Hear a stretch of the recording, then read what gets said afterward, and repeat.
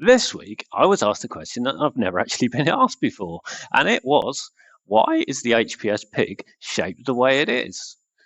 The reason behind that question is because the person who'd asked it before had worked with other types of pigging systems and other types of pigs, and they come in an array of shapes and profiles. For example, you get round pigs, you get finned pigs, there are lip pigs, there are dog bone shaped pigs, there are other shapes of pigs as well.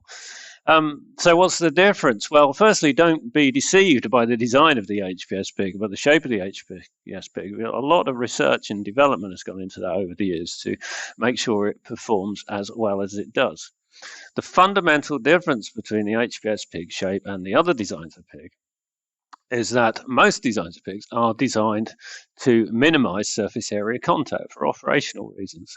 The HPS pig, though, takes a completely different approach. We like to maximize full body contact all the way along the length of the pig. So throughout the pigging operation, you're getting full body contact all the way, very tight seal, even around 1.5D bends. It's also bidirectional, so it can go back again. And that way you get extremely high product recovery rates, 99.5% plus in full pipelines.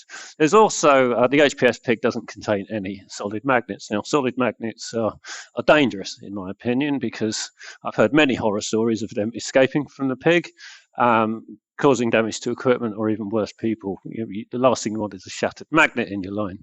HPS pigs do not contain solid magnets. They have a special flexible magnetic core, so it can be detected and controlled.